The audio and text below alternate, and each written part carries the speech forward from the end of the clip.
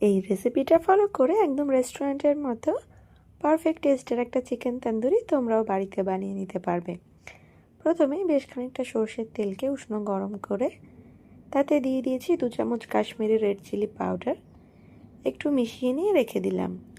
এরপর একটা বলে নিয়েছি 4 চামচ জল ঝরানো টক দই, 2 চামচ আদা রসুন কাঁচা লঙ্কা বাটা, 1 চামচ নুন, হাফ চামচ হলুদ, 1 চামচ জিরের গুঁড়ো, 1 চামচ ধনের গুঁড়ো, 1 চামচ লঙ্কার গুঁড়ো, হাফ চামচ গরম মশলার গুঁড়ো এবং আমার মেন ইনগ্রেডিয়েন্ট এভারেস্টের চিকেন তন্দুরি মশলা নিয়েছি 2 চামচ এবং যে সর্ষের তেল আর লঙ্কার গুঁড়োর মিশ্রণটা রেখেছিলাম সেটা দিলাম এবং দিয়েছি বেশ খানিকটা কাসুরি মেথি।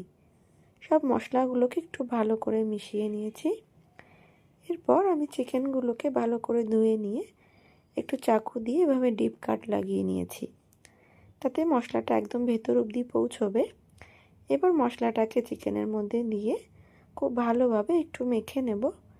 এটাকে ম্যারিনেট করে মোটামুটি 4-5 ঘন্টা রাখতে পারলে খুবই ভালো হয়।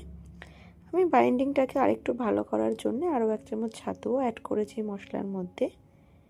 এরপর সব কিছুকে চিকেনের সাথে ভালো করে ম্যারিনেট করে 5 ঘন্টার জন্য রেস্টে রেখে দেব।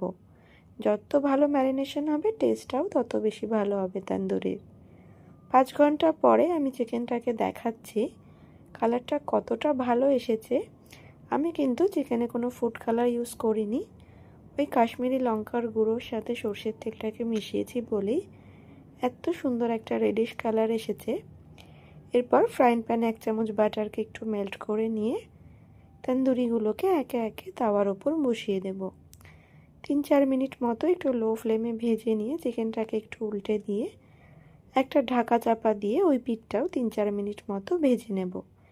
এভাবে ঢাকা চাপা দিয়ে ভাজলে চিকেনটা একটু সেদ্ধও হয়ে যাবে।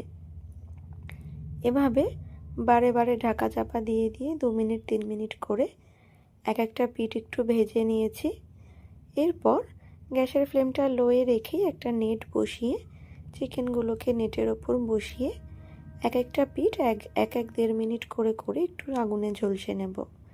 এভাবে আগুনে ঝলসে নিলেই তন্দুরির আসল টেস্টটা এনহ্যান্স হবে। আমি তন্দুরিটাকে একটু ক্লোজ থেকে দেখাচ্ছি কতটা ভালোভাবে কালার ধরেছে এবং খুব ভালোভাবে চিকেনটা সেদ্ধও হয়ে গেছে।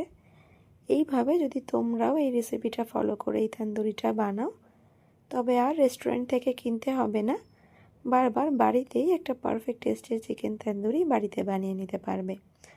আমি চিকেনটা কেটে দেখাচ্ছি চিকেনটা ভেতর থেকে কতটা জুসি অ্যান্ড সফট হয়েছে। আজ আসি বন্ধুরা, দেখা হবে অন্য একটা ভিডিও।